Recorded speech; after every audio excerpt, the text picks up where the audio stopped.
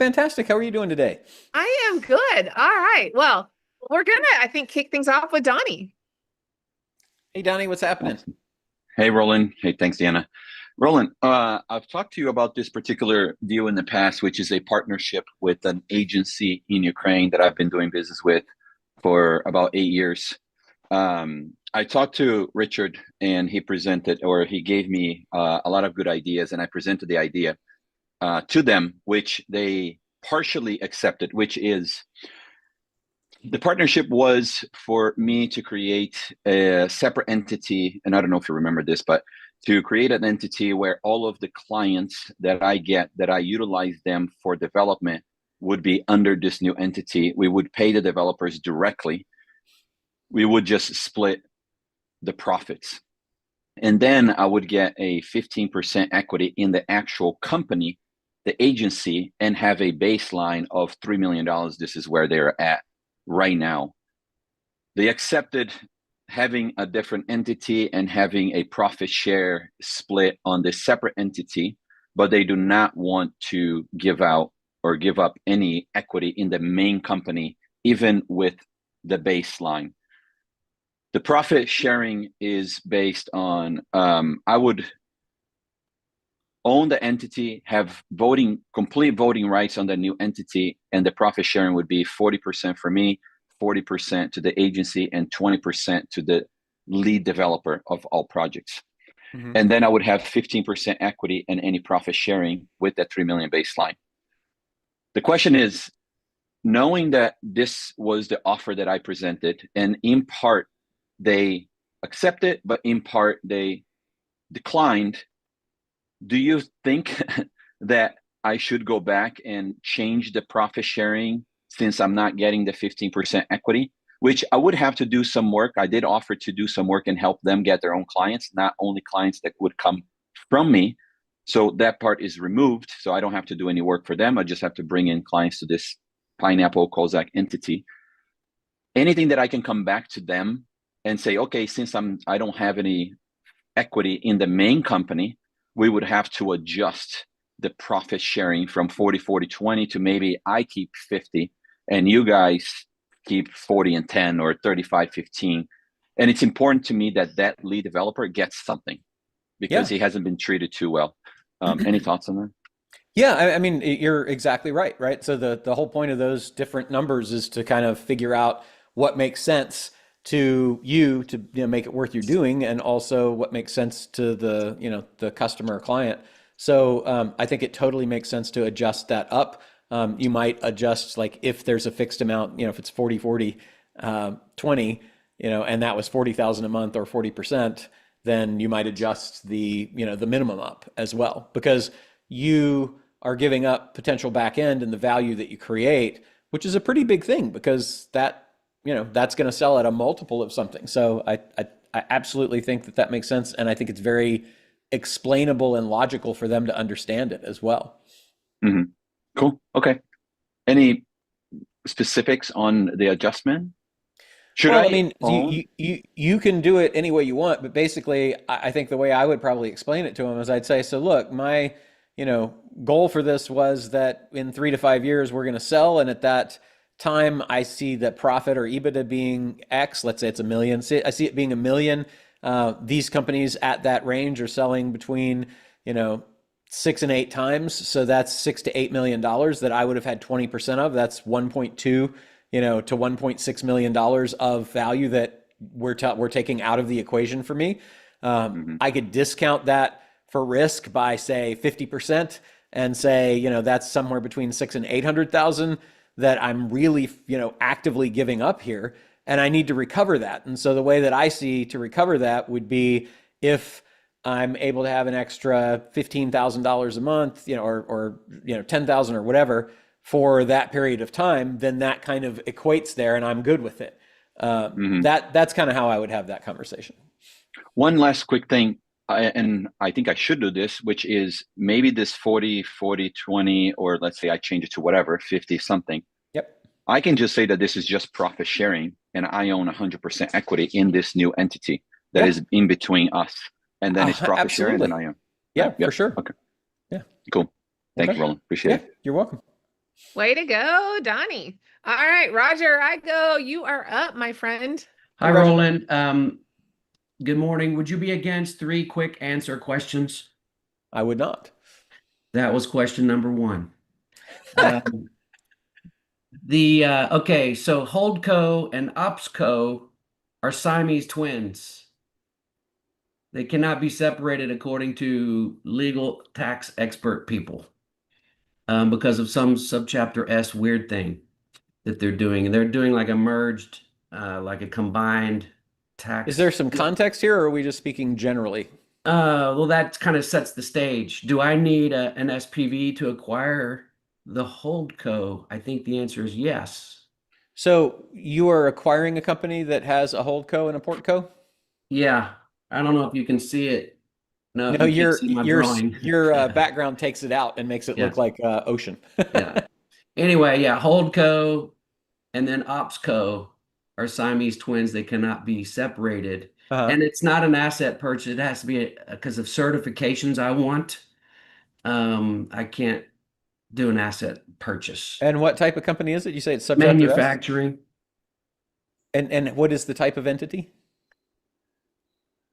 It's 1120S, so subchapter S, C Yeah. LLC. Yeah, so under I think it's 338H of the Internal Revenue Code, you can structure that as an asset purchase, even though it's stock from your ability to write it off.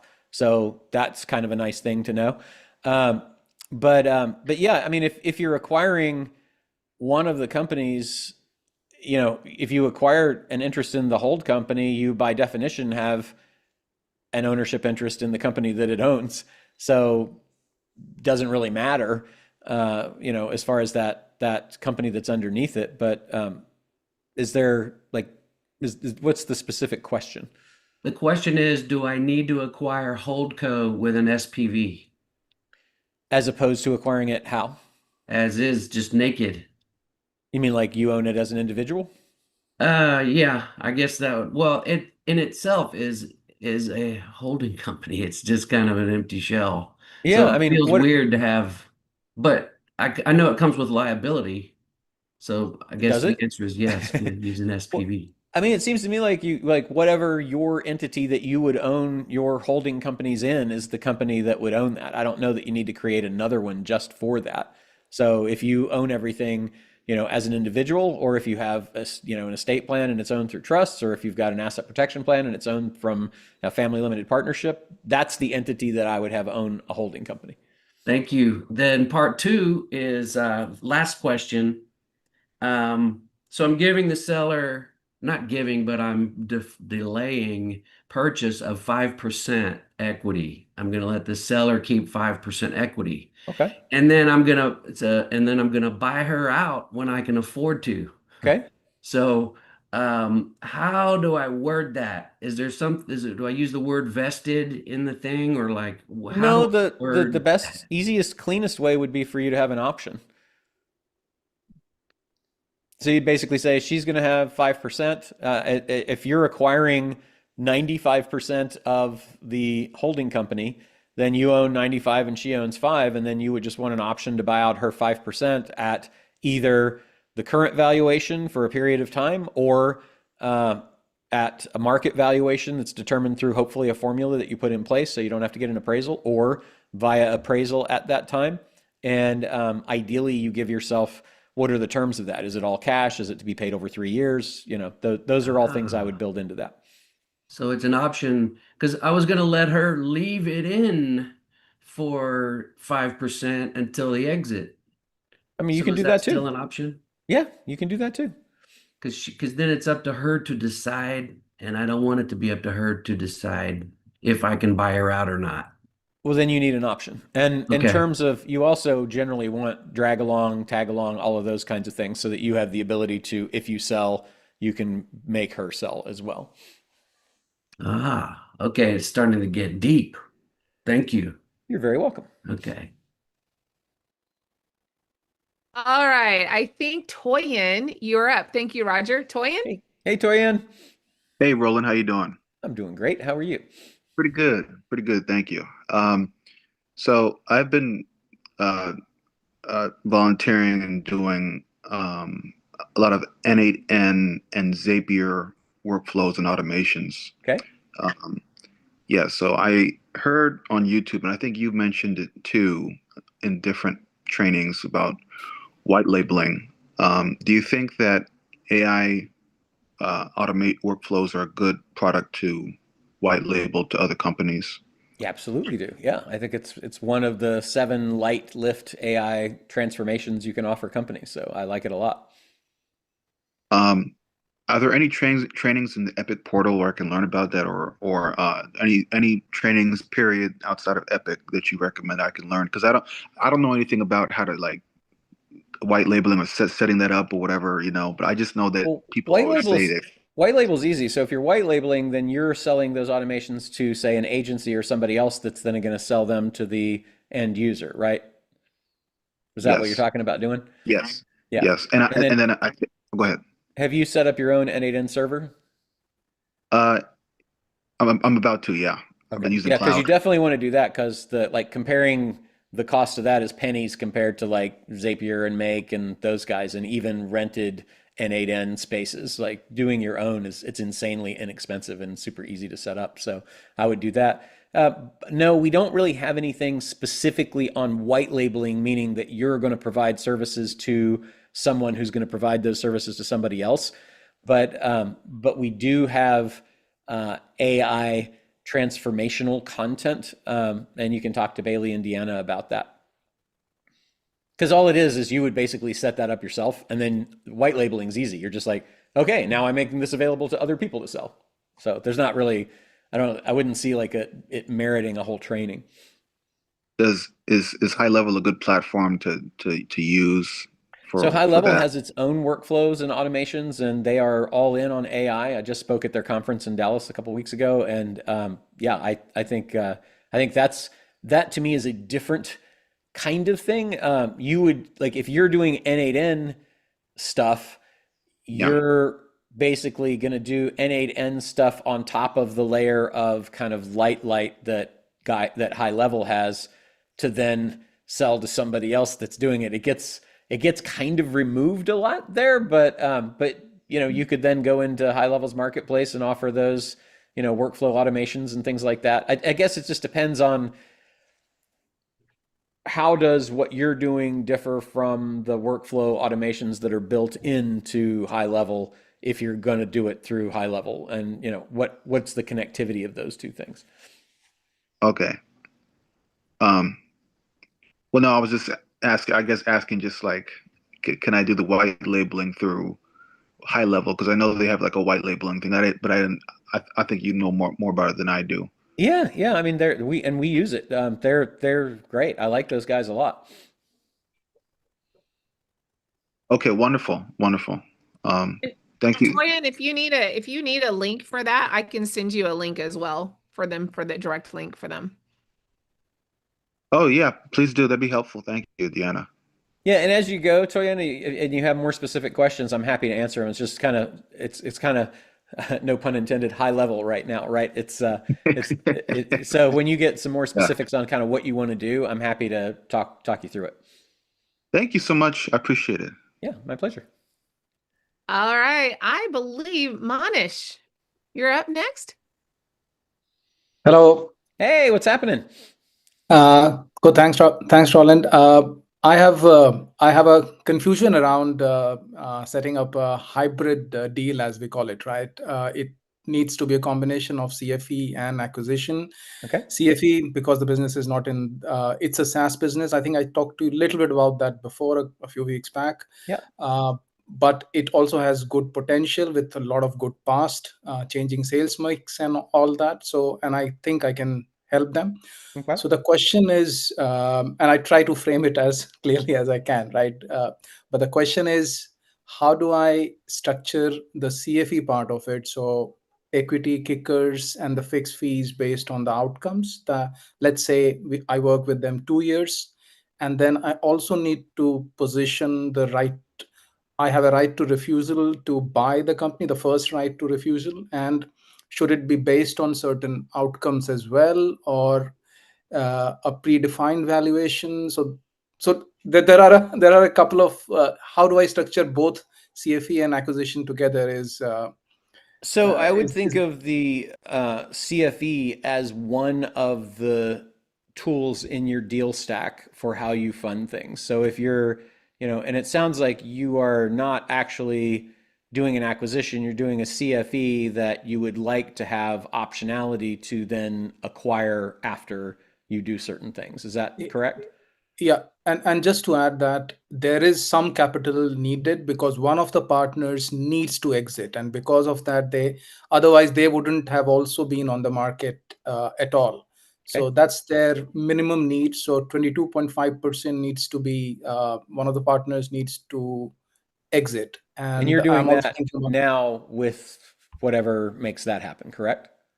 yeah, whatever makes that happen. I don't Okay. want to put anything from anything from my pocket, but maybe take some capital out of the current partners, and then the annual payment to this partner who is exiting goes through cash flow, some percentage of the cash flow, something like that. Yeah. So you would have a document that basically provided two things. It would provide for the acquisition of the 22.5% with the LOI for whatever the terms of that are that you work out as your deal stack. And then the additional that you want to acquire as a result of consulting for equity would be a separate thing. You could reference it in the acquisition agreement for the 22.5%, but it ought to be a separate contract with the company.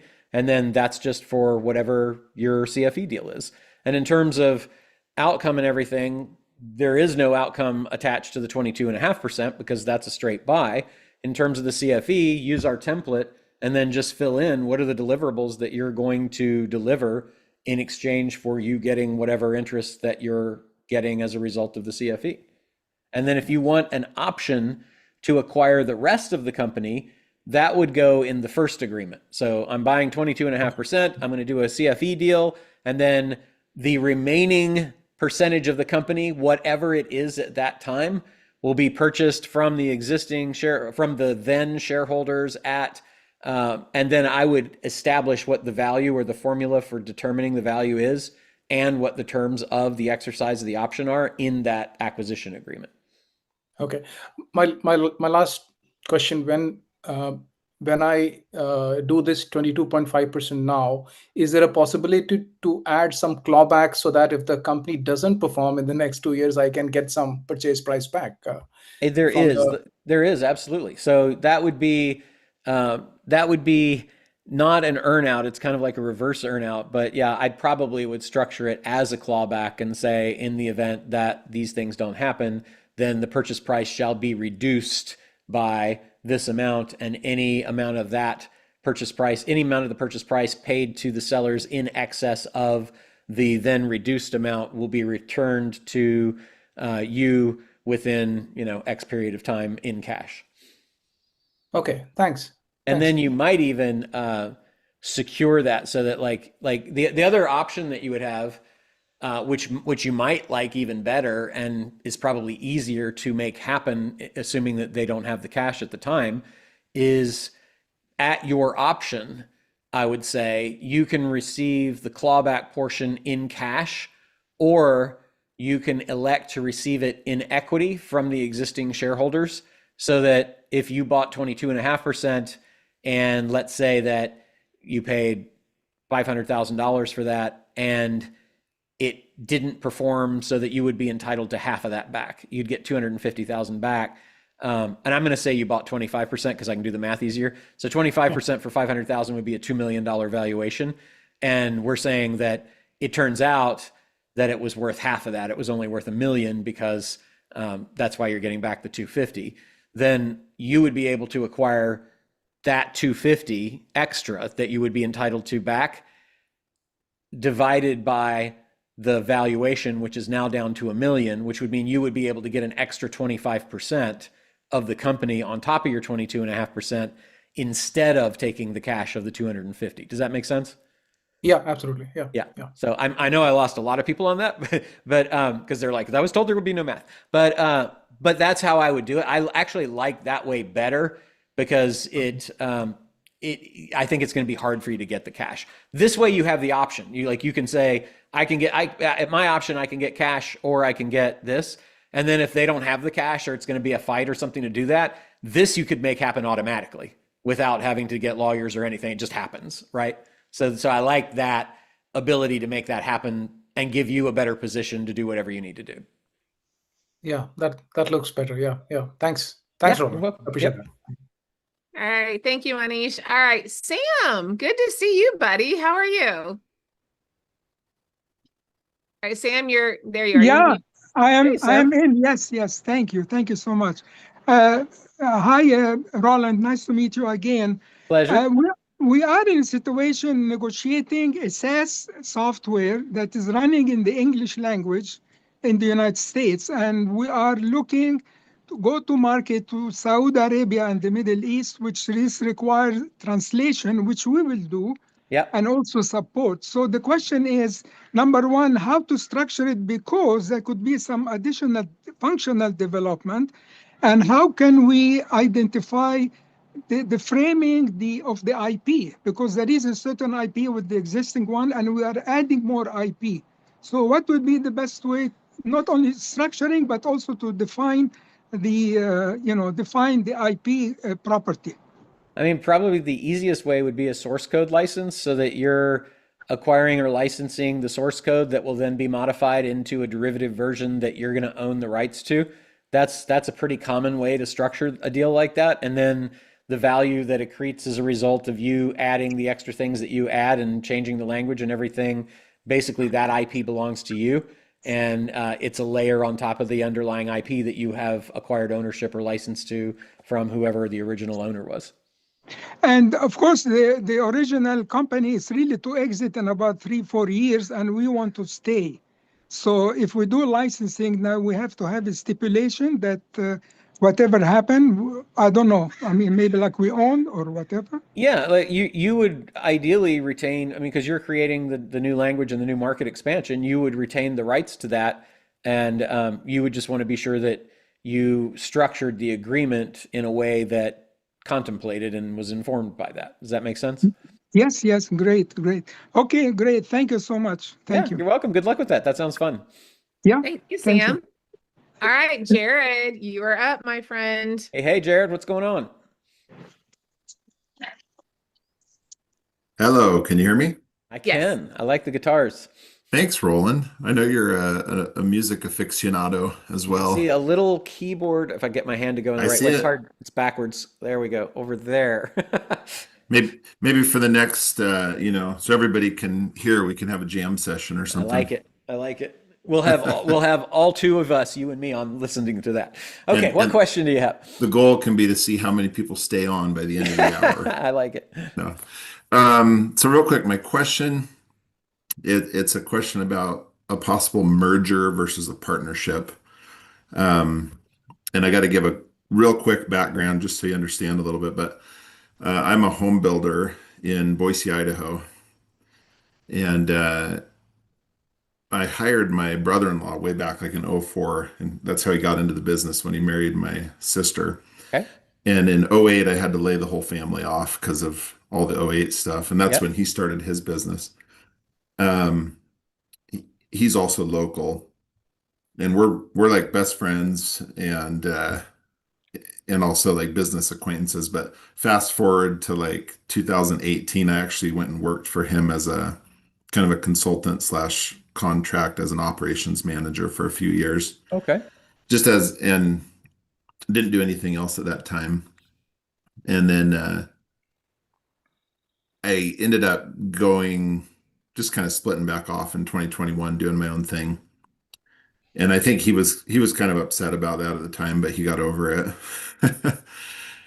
One of the challenges was just being an employee to my brother-in-law and So best just because friend. we have limited time, give me your question first, and then let me Okay. ask you the facts I need. Okay, so question is, he wants to kind of get out and have operations handled. I need money to run my business. Okay. He has money. His company's like, does about 20 million a year. Mine does about 3 million. Okay. And I'm just looking for advice on uh, you know, I don't want to be his employee, but I see there it seems like everything is there for the perfect marriage. But it's just how to structure something like that. Ideally, we'd both keep our own companies, but kind of share the administrative, resources. Okay. And you would be not coming in for ownership or anything like that. You would basically just be providing operational guidance. Is that kind of what you're thinking about doing? Yeah, so there would be an option if I just worked for him to do kind of work for him and gain equity in his company. Uh-huh. But I think there's also an option to he's willing to invest in my company, but he kind of wants like a CEO for his company. And you don't want to do that, correct? I would do it as kind of a symbiotic relationship, like help him run his company with the same staff. Do you And want to in keep your turn, company separate? what's that? Would you be open to just having your company and his company merge? Yeah. So I mean that seems like what you're talking about, that would be the most elegant solution, because Hmm. if you bring the two companies together, then they would share that staff and those Yeah. resources, and you would be able to receive compensation for whatever your role was, which could be CEO or operations manager or whatever. Hmm. And then that's the smoothest one. If you Okay. wanted to do a shared resource model, then you could basically price out you could do what's called a BPO, right? Business process outsourcing. You could say my company is going to act as a BPO to yours, and it's going to charge this much to provide you with these services. That'd Yep. be a straight transactional, way to do that, but doesn't really give you any upside from the value you bring to that company. Hmm. But it gives you maximum autonomy. Yeah. So I think like those would be the two primary easiest ways to do it. Okay. If either of those appeals to you, maybe chat with them about that, think about that. And there are other options, but they're a little bit more complex. So Okay. those are the keep it simple ones. Yeah, one thought I add is like forming a company in the middle of both of us. It's just like a BPO kind of thing that we both owned, that we could both share those resources for our Yeah, companies. I don't But think you need to though. Like, because yeah, so that's extra complexity without really needing to, and extra expense of having that extra entity, because you're not going to really, unless your plan is to build value in that towards an exit of that middle co, it yeah, would be just as easy not to have that and let your company be the BPO that's providing him the services while your company does the things it does, right? okay. So then it would just be a matter of negotiating for who owns what portion of the merged company. Correct. Yeah, if you did a merger, yes. If you did just straight BPO, all you have to Then it's do is just say, how much are you going to pay contract me for work. giving you these services, right? Yeah, cool. But like I said, that doesn't give you upside. So, Yeah, so I think if you wanted to merge, then it would basically be, what are the relative values of the two companies? Let's figure out what's the formula for doing that, and then mm, you would each own the pro rata share, and then go forward together, which doesn't sound bad either. yeah. Okay, cool. Thank you so much. You're welcome. Thanks, Jared. All right, Nathan, what's your question? Hey, Nathan. Hey, how are you? I Good. got two quick ones. All right. One is just in terms of conveying ability to execute on a potential sale leaseback opportunity. You indicated that we could leverage your organization in the background.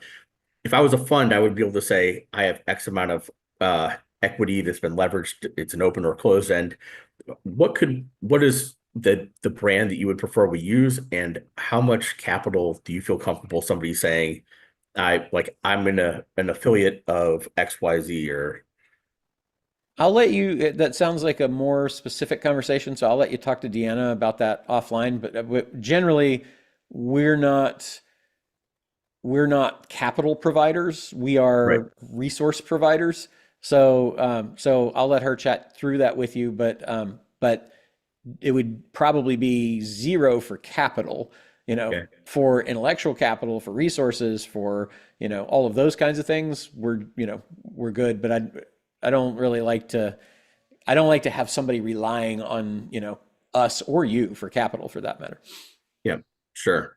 The second question is, and without going into a lot of detail, I had 10 years of experience in the healthcare industry, great experience. One organization that I left had some contentious terms with regards to departure. And the healthcare industry is, as it works its way through value-based care, it's kind of in everything, or in all aspects of our world, in ways that people, I think, that aren't in it really truly understand. I do not want to compete with them, but there are a lot of opportunities to work with healthcare businesses, Yeah. and I don't want that to be a contentious issue. My relationships in healthcare were more on the corporate side, the executive and operator side. Mm-hmm. But I am looking for somebody who might be able to guide me legally as an individual who might pursue deals with other related healthcare organizations on how to mitigate risk related to my scenario. And I just, the heavy hitters seem to all be the ones that represent the organizations. Sure. I think probably a conversation with Grant would be good, and Deanna Bailey could get you connected directly with him and have a little chat with him about that, and he could guide you. Okay. Thank Yeah. you. I appreciate it. Yeah, 100%. All right. And Nathan, shoot me an email real quick, and then we'll set up a time to chat about the other. And then I'm going to introduce you to Grant right now. Okay. Okay, great. Thanks. All right. Thanks, Nathan. All right, Solomon. Hi, Solomon, Roland. How are you? I'm fantastic. Fine, thank you. I'm CEO. Good.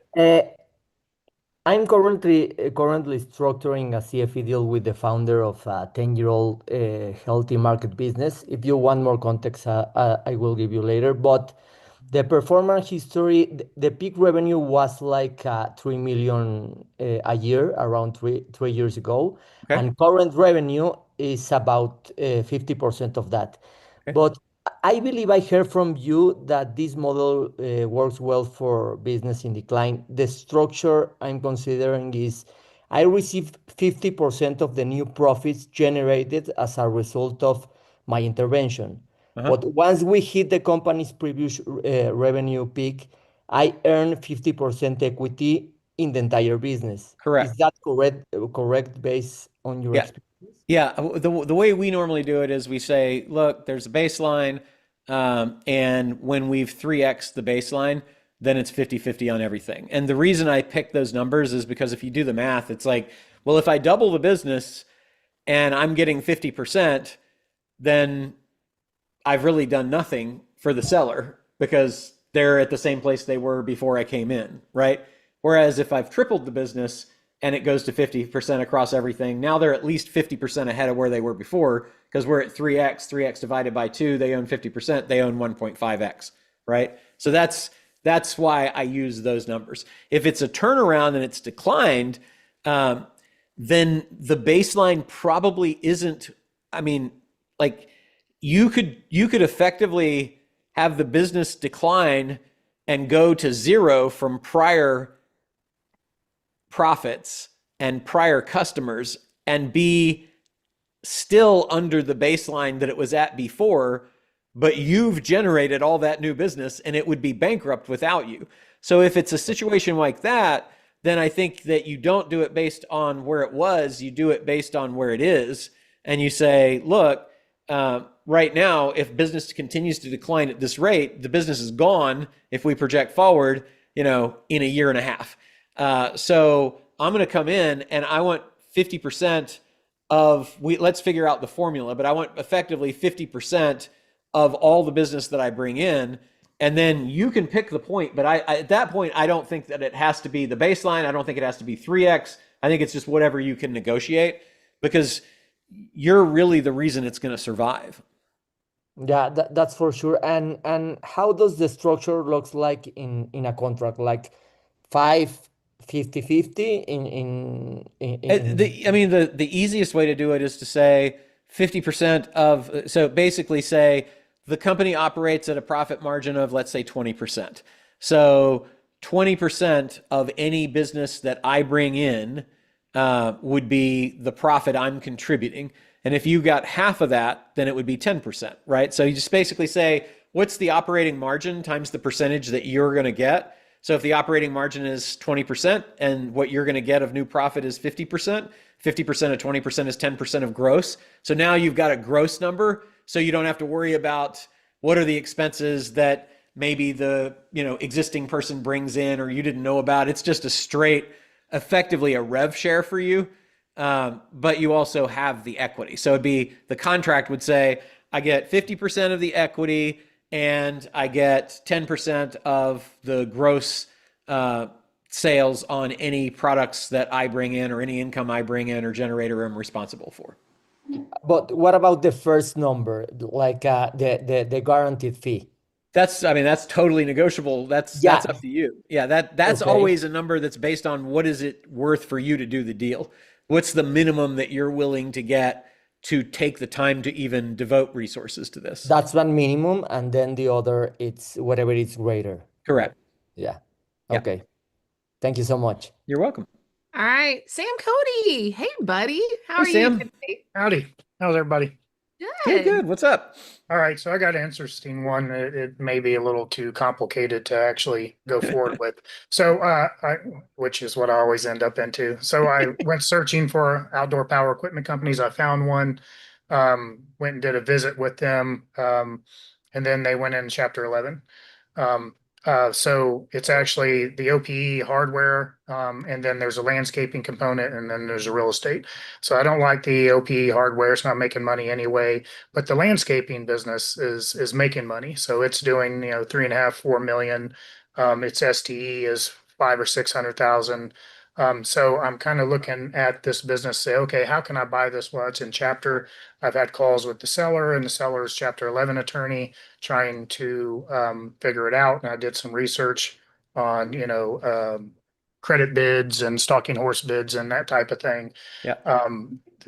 So it has $775,000 full market value assets in it that it uses to perform its contracts. Yeah. It's got a bunch of contracts and a bunch of work. It's got about $2.1 million in debt on those assets. So what is some creative ways to get in there, or is it worth messing with? I do not want to go get an attorney and do all the stalking horse and all that type of thing, because that seems like a bunch of money. And I've reached out to a few people and nobody seems to want to loan money on buying the debt, buying the paper on it. So, so give me that as a question because there's a lot of data. What creative way could I get in there and acquire the assets of this landscaping company? And a caveat that this guy will come back to work and do sales for the company if I happen to get in there and buy the landscaping side. So what of all the ways that that are available in our 200 plus ways have you looked at that did not work? Like what, because that's where I would go, right? Is to what's the creative way to do it? Knowing everything that I know, it's all the things that are those creative ways that I share with you guys. So beyond that, it would have to be, well, absolutely none of that worked, which I would be surprised to hear. And, but we do have this specific challenge because this is something I need to make happen. How can I make that happen? That's easier for me to address than kind of the broad thing. Because the broad thing is like, I'm like, look at the 200 ways, right? Well, my challenge with that was, okay, this thing's in a Chapter 11, so that kind of changes everything. I can't really Okay. go to the owner and work up creative financing and sell. But you can go to the trustee to do that. If it's in a Chapter 11, it's a reorganizational bankruptcy, which usually is a debtor in possession kind of deal. If it's debtor in possession, not receiver, then you agree with the debtor in possession as to the plan for the carve out that you're talking about doing of the landscaping. And then that gets approved by the bankruptcy court. So, I mean, there's that extra step of that, but it's not really that different from how you would do anything else. You just have to get it blessed by the court as part of the reorg plan. So I can just propose like I normally would. Yeah. It just goes to, I mean, it was recently filed in the last few weeks, so I'm not sure that there's a trustee in place quite yet. Well, so the good news is then that there's probably not a plan either. So There's not a plan. So what's cool about that is then you can work with the debtor and, who's usually the company owner and their bankruptcy counsel to basically say, look, here's what this is going to do for your plan. to allow you to get this thing turned around even faster.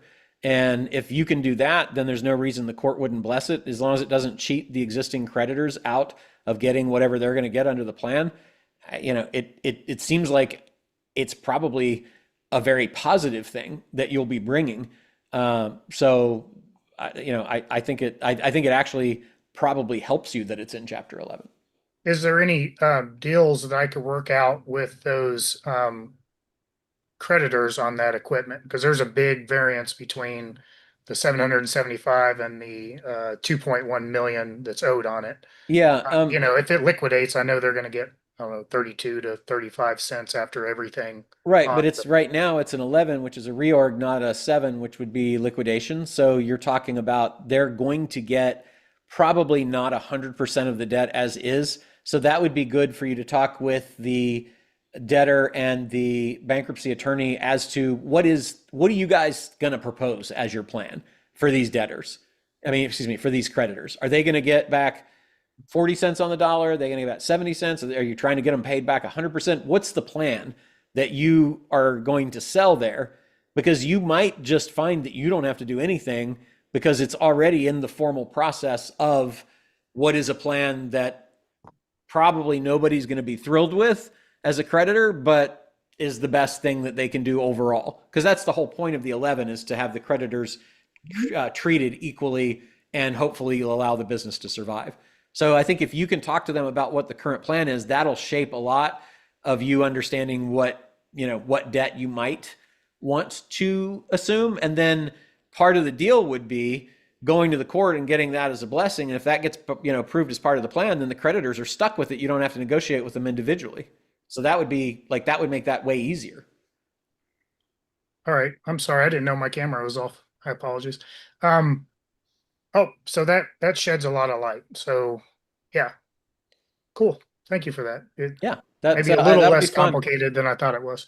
Yeah, it's funny because it is an extra wrinkle of bureaucracy and administration, but because the power of the filing really causes the creditors to be much more malleable. Right. It is very helpful, and you get to deal with them all as a group, and the plan hasn't been filed yet. You're kind of in the perfect position to collaborate with that debtor/seller as to how to help their plan work in a way that makes sense for you. And then what's awesome about it is then if the bankruptcy court says, yeah, that's approved, then the creditors are just kind of stuck with it. Right. And they're forced to come to the table. Yeah, right. Exactly. Yeah, that's awesome. Yeah. Thank you. Appreciate it. Yeah. Thanks, Sam. All right, I see the hands that are raised. If you've got your hands raised, that's great. We'll get your questions answered. Anyone else, we'll save your questions for next week because we want to make sure we're very careful of the time. But it looks like, Bill, you are up next. Hey, Bill. Hey, me. Good morning. So quick question, multi-part. It's looking for creative input and creative deal stack, right? So we've got a vehicle upfitter. They appear to be facility constrained. So basically saying they're turning away business. But the issue is we're still kind of apart on what what they think they want and what we really feel comfortable providing. And so one approach is the active owner, the one that helps manage the business, is willing to stay on for up to 3 years. Okay. And we're thinking that's a great opportunity for an earn out, but looking for some creative ways to put that in place. So I'm thinking a progressive earn out, because part of it, because their facility's constrained, they're literally saying they're turning away business. Part of our expense would be to have to get a bigger facility potentially. Mm-hmm. So that's going to cut into margin. And the second part of that is it almost acts like a commission. Like if you really can grow more and we get you the facility, can you deliver? Because if it's X, then you're going to get Y. If it's shy of that, it's going to be some sub-component, right? So if they don't deliver that growth, it stays closer to the number we like. If they double the business or triple the business, it gets closer to the number they like. Yeah, I mean, that makes total sense. Okay, so the second piece of this is with having to invest in the real estate. that's definitely going to double the cost, if not more, of the real estate. So what I'm really looking for, and the question is, how would you creatively go at this? Because I think, we're looking at the trailing 36 months thinking, okay, these are good margins, they're decent, but that's not how they're going to be going forward. Yeah. So I would only pay for what exists now. That's the first thing, right? I wouldn't pay for any future stuff. All of that should Right. be based on an earnout. If you're modeling the earnout, then the earnout margin, like the margin that you're going to have, is going to, it sounds like, shrink for a bit because of CapEx or, carrying costs or new labor or whatever. And it's going to take a bit for you to get that dialed in. So I would probably want, number one, some period of time to allow for that before any earnout payments were due. Even if we were calculating the earnout based on they've got additional business and you've got a new space and that's all great, I probably would want some period of time to actually pay for it because you're going to be capital constrained most likely.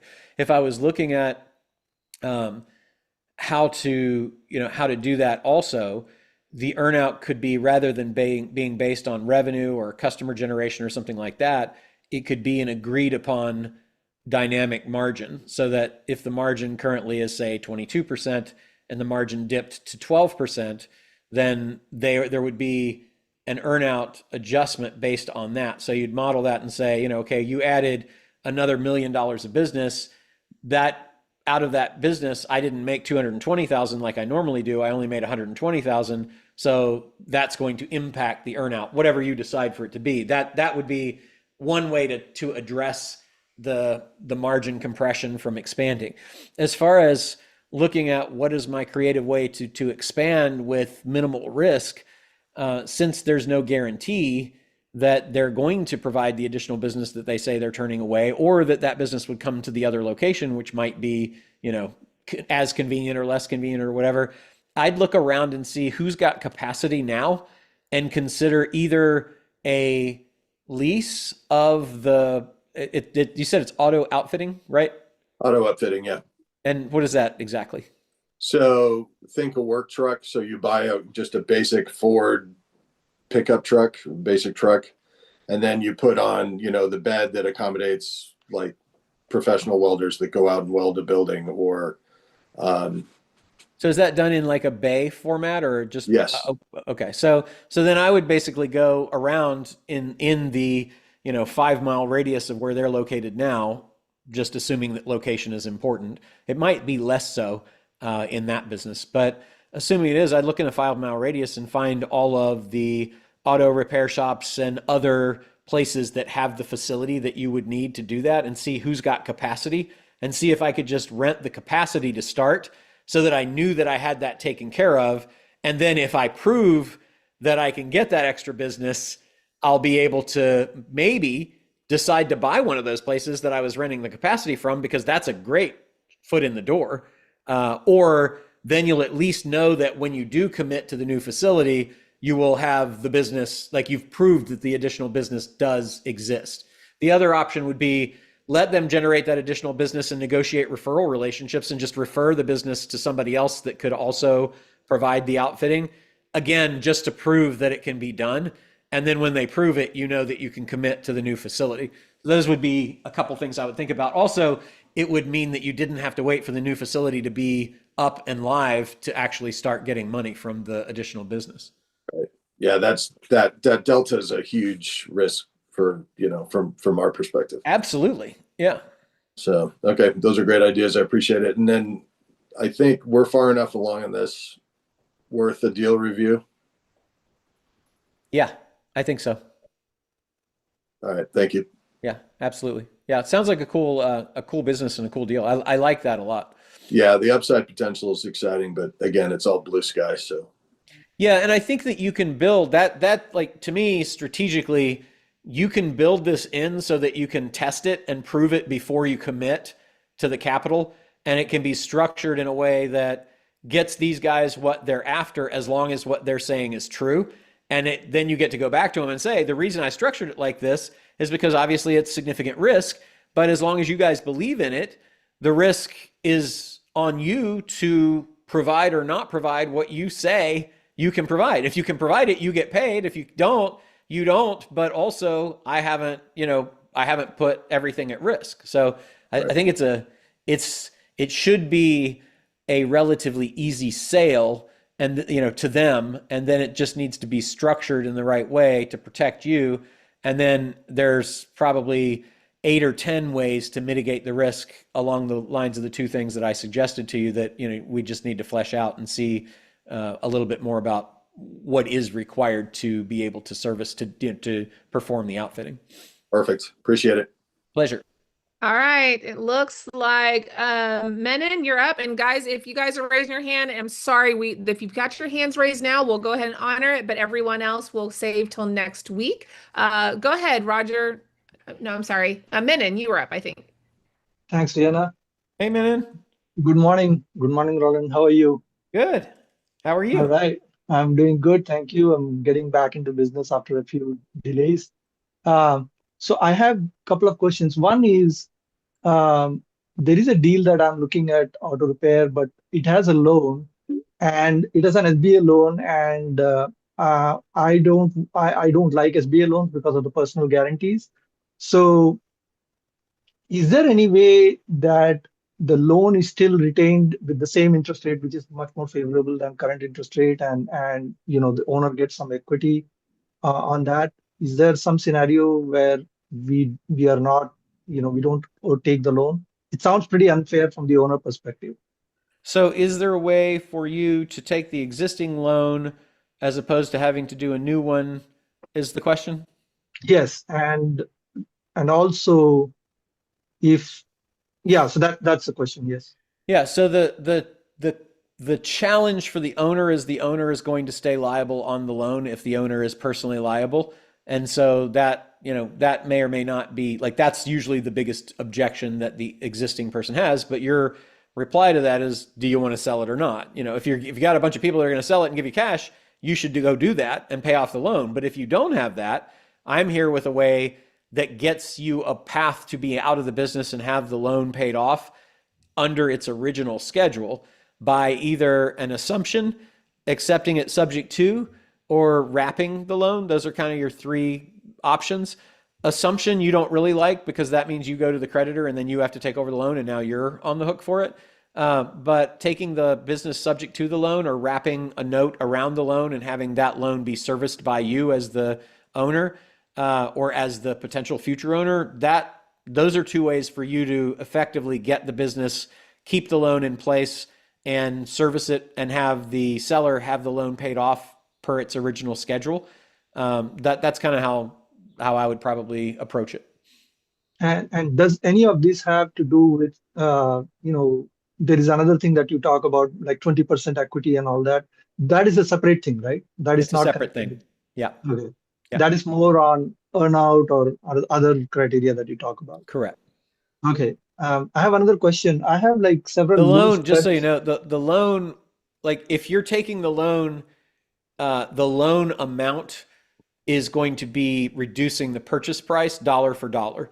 So if there's a loan, if the purchase price is $1 million, and if you were to pay them $1 million in cash, they would then be obligated to give you a debt-free entity, right? A business. So they would have to take the $1 million, pay the 200. Now they'd only have 800. So if you say, I'm going to pay you $1 million, but part of the consideration is I'm going to take the $200,000 loan over, then the purchase price of $1 million gets reduced by the amount of loan that you're taking, because otherwise they would have had to pay that out anyway. So they're not any worse off, right? So now you're saying, okay, I paid 800 for it instead of $1 million. We're going to leave the loan in place, which makes it work for me. And then I'm going to pay that loan off on whatever schedule it was already on. So that's then becomes, a debt obligation of your SPV that bought the company. And the expenses, like the interest expense, would be your expense, not the seller's expense, right? Got it. And the SBA is okay with this, like the wrapping around, or do we have to do it? Is there like is it a legally gray area where it's not a legally gray area? The issue is there a due on sale clause that's in the agreement that the loan is in the loan document that exists? So you'd need to take a look. If there's a due on sale clause, then typically that's what a wrap is used for. There's also other things that you could do. Like you could effectively lease the business from the seller for the period of the loan so that there wasn't a change in ownership that triggered the due on sale clause, and then service the loan and then exercise an option to, to buy the rest of the business outright at the end of that. There's lots of ways to work around that. Wow. Okay. I didn't think of the lease option. That's interesting. Yeah. I have quickly other question. I have several loose threads. So one of them is with a pretty decent sized e-commerce company. The challenge is that I have been talking to the owner. I had a couple of Zoom calls with the owner of the company. This is like a 20, $30 million revenue e-commerce company. But then it got delayed and it got kind of on the back burner. And then he said, oh, I kept talking to them on the email. And then he said that, okay, why don't you talk to my senior marketing manager? So I had a Zoom call with the manager, and it turns out she is not the right person. She's just joined. She has no clue. When I ask her about anything, she doesn't have any numbers. And so the meeting was, I had an implementation partner also in the thing, and we could not really get anywhere. And she postponed it to, next quarter or something, quarter two of the next year, when she knows all the numbers. So in this case, is there a way to accelerate it, or at least make sure that when we next talk, or is it too late now? Yeah, no, I think that's just part of the process. Like, that's why I say don't spend too much time on any deal. Like to me, it's 15 minutes or fewer that you spend figuring out if this is possible. Am I talking to the right person? Is it the right time? Is it the right deal? And then you check those boxes off. And if it's not, I don't think there's anything wrong with kicking the can down the road to, Q2 of 26. I think that you just say, sounds great, thank you, I'll touch base with you then, and then move on, and then put it out of your mind, because ain't nothing going to happen until then. So I think that's it. You really don't want to spend time. That's for everybody. You really just don't want to spend more than 10 or 15 minutes to identify, is this a deal I can move forward with right now? And if it's not, then it's not necessarily a dead deal. It's just not now. Calendar it for whenever it's supposedly going to be then, and then give it another 15 minutes. And if it's not right then maybe you just kick it down and say, I'm done, Got it. And is there a way that you could say that, hey, I need, some other decision maker also part of the conversation? That you could say what? That some other decision maker also should be there, like somebody who knows the numbers. I guess that could be part of I think if you're not talking to the decision maker right off the bat, that's not the person you want to be talking to. Okay. All right. Thanks a lot, Roland. You're welcome. All right. I do believe, Roger, you're next. Then we'll go with Vinod, Raj, and Javed, and then we'll be done. All right, Roger. Deanna, I apologize. I am out of time. I had. Oh, okay. So what we'll do is Roger, Vinod, Raj, and Javed, you guys, the next week, you raise your hand quickly. We'll make sure that we have you guys down and we'll be good to go. Yeah, and if you have an urgent thing, let Deanna know and we will get you an answer. Yeah. So we don't want to leave you hanging. We just ran out of time. Yeah, so please email me your question. I can get that from Roland and we'll get you squared away this week, okay? Thank you, Roland, for your time today. Everyone, go get some deals and then let us know how that's going.